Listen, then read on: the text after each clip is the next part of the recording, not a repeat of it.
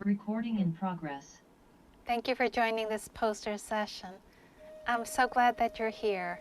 It's my first time here, so I'm really in awe being here with you today. I'm going to begin with my learning objectives for this session, and I hope to provide you with a unique perspective, expanding your interest in my concept of cultivating environmental and human well-being in virtually designed nature experiences. I know that's kind of long, but we'll break that down soon. I hope to inspire you and pique your curiosity in a way that leads you to become actively engaged in exploring, designing, and maybe even sharing some of your new virtual contemplative practices as well. And with that in mind, I'll briefly give you a little bit about my professional and personal background. I was first introduced to meditation at my former library university position about 5 years ago. And while there, I was asked to investigate strategies for supporting students with disabilities. And it was during this research that I began my formal meditation practice. And I paired my practice with mindfulness apps. In particular, I used the Calm app as I was a participant in a research study using this app. My recent presentations include various topics in teaching and learning, including mindfulness apps in higher education at the NERComp annual conference in Rhode Island and other webinars online. In lower ed, I presented at the Connecticut Association for School Libraries on research-based mindfulness resources and practices used in contemporary children's literature. I've taught mindfulness sessions to educators, pre-K, kindergarten students, and I monthly teach a guided imagery mindfulness practice online to my local community. I also have designed mindfulness experiences using virtual reality, and my interests and intentions are to design more accessible mindfulness-guided imagery practices and movement in virtual reality using social engagement spaces like VR, and it's called AltSpace. It's a social VR application. And if you'd like to find me, I'm on LinkedIn, AltSpace VR, and most often I'm on Twitter. And now I invite you to settle into this session, keeping an open mind and a curious attitude on exploring new pathways for cultivating emotional, environmental, and human well-being.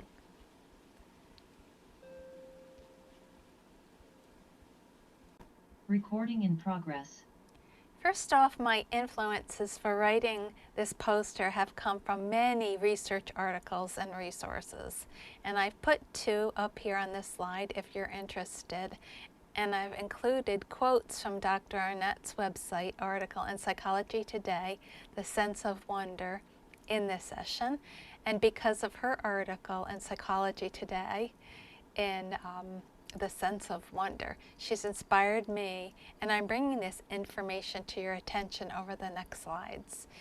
And a serendipitous side note of possible interest is that Dr. Karen Arndt also served as a visiting scholar at the Mind and Life Institute.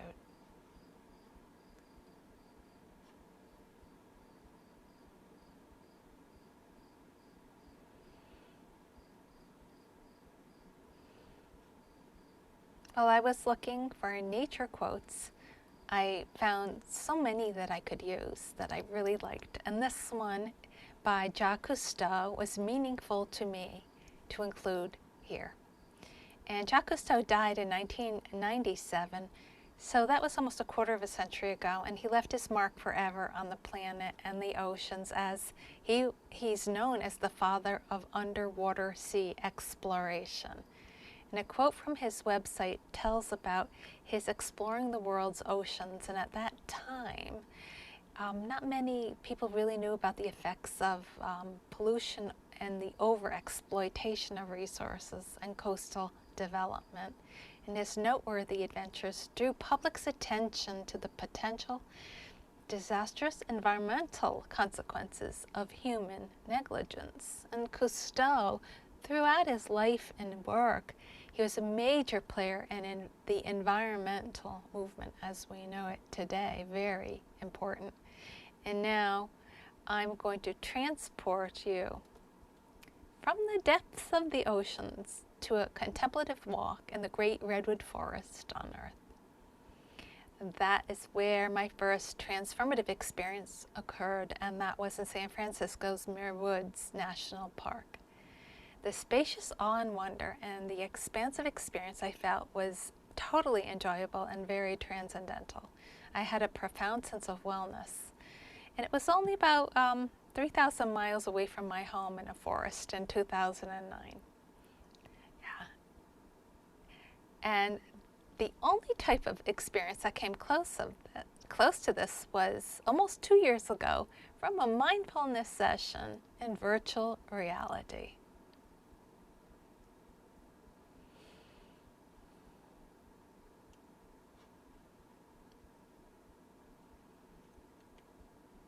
Some quotes to me just seem to be more meaningful, and maybe to you too. You have personal favorites. And for me, this quote brought tears to my eyes when I first read it. I'm quoting now, for ages, poets and artists have known intuitively that nature provides a place of respite, beauty, and even healing. In the Yosemite, John Muir, the father of national parks, said, "Everybody needs beauty as well as bread, places to play in and pray in, and where nature may heal and give strength to the body and the soul." And John Muir, also known as the John of the Mountains and father of the national parks, was an influential Scottish-American naturalist, author, environmental philosopher, botanist, zoologist, glaciologist, and early advocate for the preservation of wilderness in the United States of America. This quote reveals the importance of the human to nature connections, the body and the soul being in balance with nature, and humans' desire to cultivate nature, the earth for food and sustenance and strength to the body and the soul. And the consequences of not cultivating nature and protecting nature is what we are experiencing profoundly today, a disconnection between humans and our natural environment.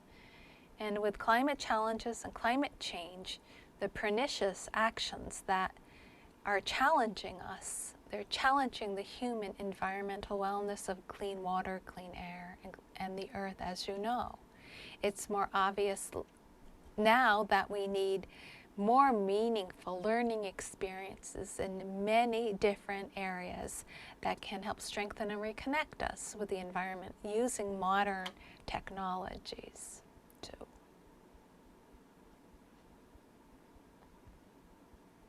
Living as we do in an almost exclusively human-centric, human-made bubble, we forget how to truly see the world outside, a world which is turned into material objects, natural resources under the gaze. And we forget the world of nature is our home. We forget that we belong here.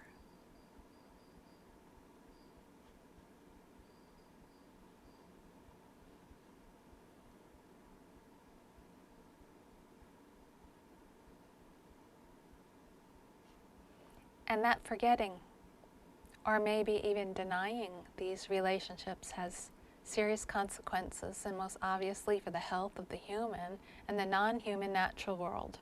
Relationships and connections become disturbed and disconnected and feel emotionally out of balance and diseased. And dysregulation is the outcome. We suffer from a sense of alienation, according to psychotherapist and wilderness guide Bill Plotkin. And he, as a human psychology health expert, he says our psychological health is endangered as well. When a significant aspect of our humanity is repressed, we fail to thrive. And we sometimes feel cut off, we feel wrong, or we just feel out of sync and off. A core restlessness, a deep sense of homelessness over this past year. We've had feelings of loss, fear, heightened anxiety. And only now we're seeing this so-called light at the end of the tunnel. For those resilient have been able to bounce back and do okay. And it's the majority of us who still might feel out of balance and challenged. And out of balance with nature, many will agree with me, has been occurring a long time ago, a long time before the pandemic. A great deal of compounded stress and anxiety and worry has occurred and is still happening in our cultural and environmental ecosystems. We lose sight of what I call the triangulation of integration. And in this model, represented here in the image, I define 3 types of connections that have integration points or connections with each other. The first is human wellness, well-being, and how we individually care for ourselves, self-care, our physical and mental, spiritual health, well-being. Wellness in the physical world. The second is our social connections influencing the care of our natural environment, establishing environmental wellness, how local and global policies of protection acts exist for our Earth, including non-human inhabitants, the World Wildlife Federation, UNESCO. And third, there are new types of integrations between human well-being and environmental wellness that can be designed in digitally mediated environments, in particular virtual space, virtual reality, the metaverse. And the triangulation integration model is often, I feel, a seamless set of experiences, nearly inseparable. They can be visible and invisible types of physical and digital experiences. These are transformational connections that occur consciously and unconsciously, affecting physical and emotional well-being and cognitive states of mind. And I'll show you some examples in the next slides. In the last 2 decades, there's been important scientific research supporting wellness strategies and practices for reducing stress and anxiety, and there is still not enough research yet between integrating the relationships with nature and human beings. There's some, but there needs to be more. We need to identify the responsive relationships between human beings with each other and the natural environment. We need to make those connections very important. We need to increase the studies there. The connections of well-being are present in both the physical world and right now in the metaverse, in the virtual spaces we can engage with. And designing virtually enhanced environmental experiences that have integrations with the natural world can provide pathways of new experiences for cultivating well-being in both the physical and mental well-being.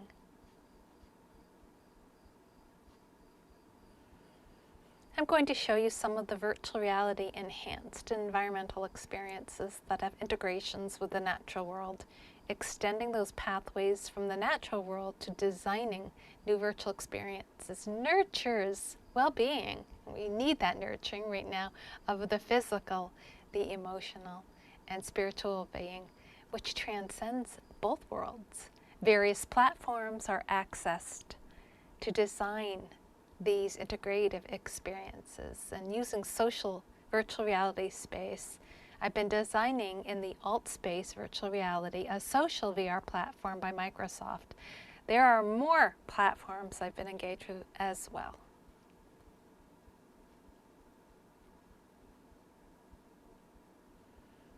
I believe a big part of creating these virtual reality experiences directly impacts and influences our disposition toward our natural environment. A few examples come to mind. There's something incredible and timeless about being on board the Titanic and walking on all the decks and seeing privilege and also feeling sadness for the inequity. There's something incredibly expansive about going into space aboard the International Space Station and feeling present with the astronauts. And there's something incredibly sacred about walking the ancient ruins of Machu Picchu in Peru.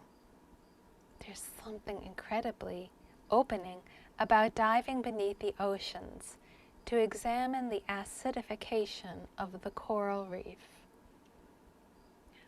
I believe virtual reality is a powerful tool that can help the environment in so many ways. And this quote was from Jeremy Bailson, a professor of communication at Stanford University, and he's written many books and also in virtual reality.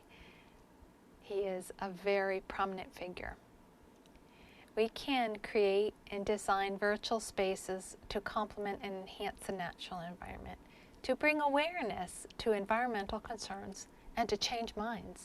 And we can create virtual assets that no one has ever seen before that inspire, promote, and facilitate human and environmental well-being.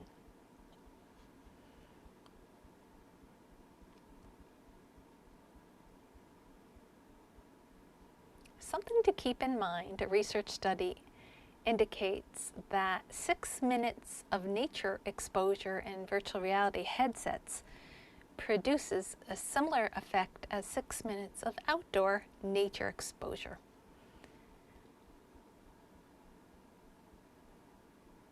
So my triangulation model focus also includes a universal design learning model. That means making virtual technology integration experiences benefit as many people as possible, making these accessible. And this includes designing in a variety of accessible platforms and keeping in mind some people have alternate ways of viewing information on a VR headset or a web browser like Firefox, Edge, or Chrome at this time.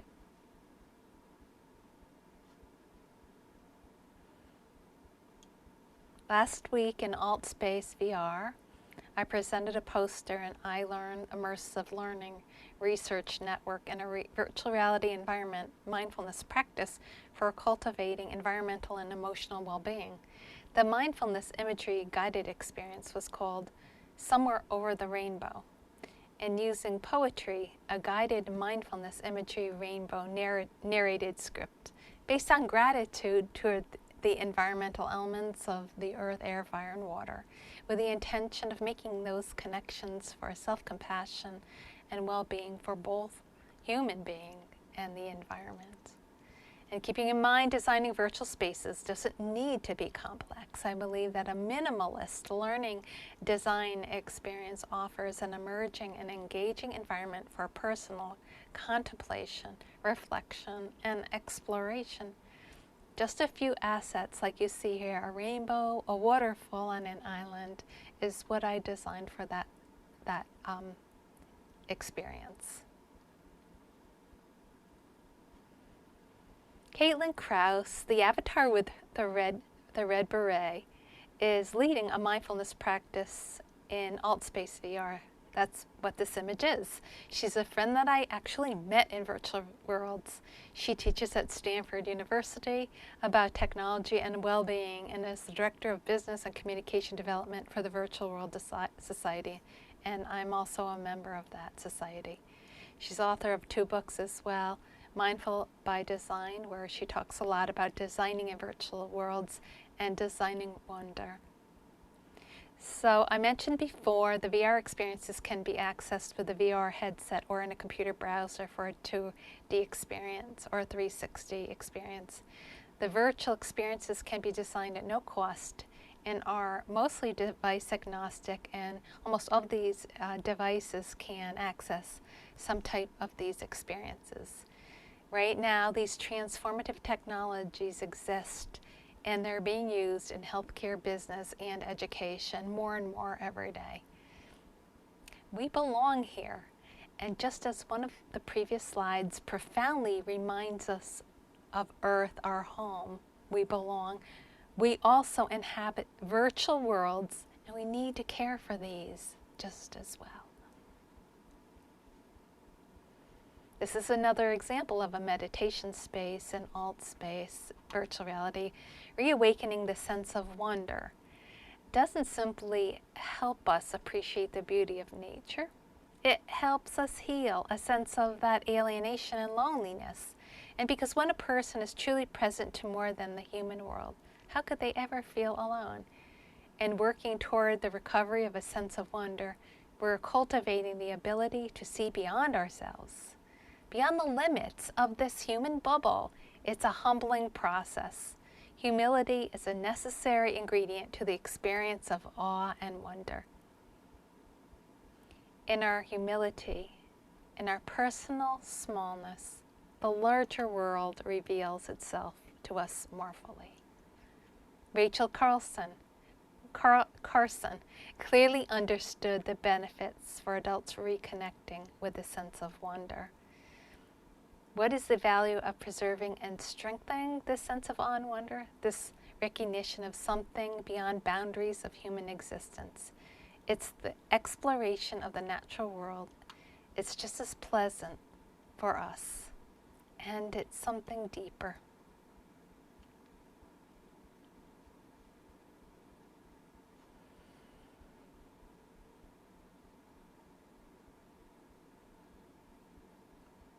Becoming curious about triangulation empowers us to see beyond ourselves, beyond the limits of that human bubble. It's definitely that. And this is a perfect segue into defining the spatial web, which is also known as Web 3.0. A little technology information for you. And this space will eventually eliminate the boundary between digital content and physical objects that we know today. It's called the spatial web because digital information will exist in space, integrated and inseparable. And it's a transformative experience where we transcend seamlessly. We cross between and live within and outside of seen and unseen boundaries. And that's from the Spatial Web 3.0, and that's on a Deloitte website that I'll include in the resources. The interactions are realized using virtual reality devices, and they're expected to be a primary gateway for humans to access that spatial web.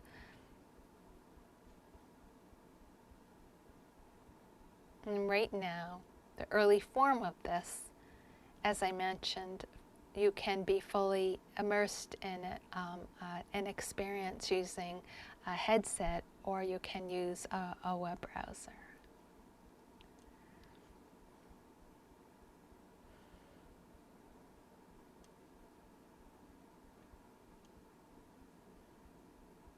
I created a silent restorative mindfulness experience in AltSpace as well about 8 months ago, during the early months of the pandemic, because I just felt lonely and I felt a need to connect.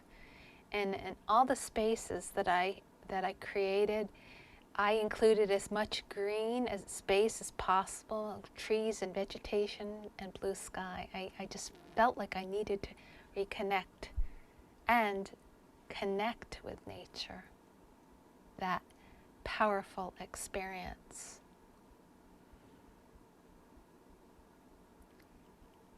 I found these virtual experiences with my participants expanded into discussions and reflections, giving participants an open space for exploring and reflecting and discussing their feelings and emotions. And during the early months, a lot of people expressed emotions like fear, sadness, loss, and feelings of isolation, loneliness, and grief as I was experiencing. The gratitude that I received from many, I profoundly felt, and I felt the same way when I was interacting and discussing my feelings and thoughts and listening and just being present and being mindful of people's thoughts and emotions. Meeting people from all over the world was pretty amazing, and we became united in honoring and respecting each other's thoughts and feelings and emotions. Anecdotally, many people were thrilled to be silent during the last virtual experience, which was a silent restorative retreat in virtual reality. And practicing silence and solitude, just simplicity, was a very welcoming practice. It was so worth it.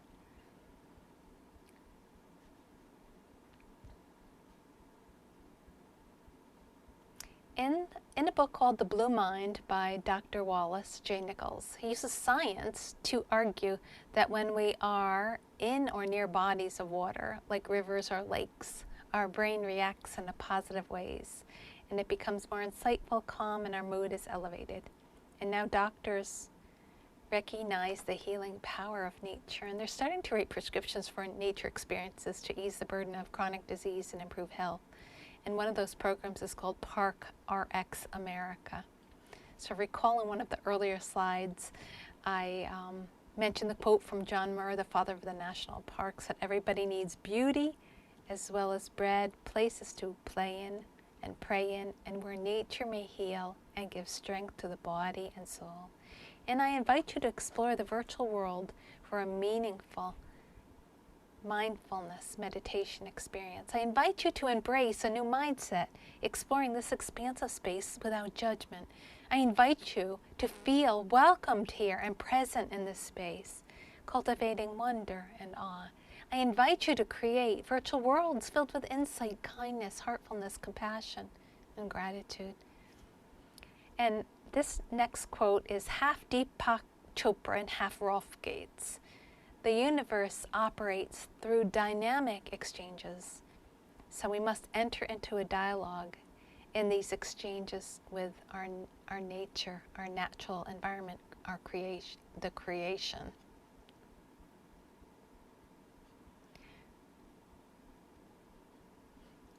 I leave you with these three things to contemplate, to intentionally reflect upon and ponder. A great responsibility comes with designing transformational types of virtual experiences with capacities for facilitating and cultivating emotional, spiritual, and cognitive growth. The triangulation model should be clearly defined or even reimagined and ethically evaluated for usability, for sustainability. And lastly, human and environmental wellness and well-being, individually and collectively, should never be taken for granted in the real world or in our virtual worlds that we design. And imagine now the expansion of virtual spaces, the future of virtual spaces becoming an altruistic frontier, fostering equanimous human and environmental connections, facilitating well-being. I thank you so much, and I look forward to questions, and I hope you enjoy the rest of the conference, and thank you again for listening to this session.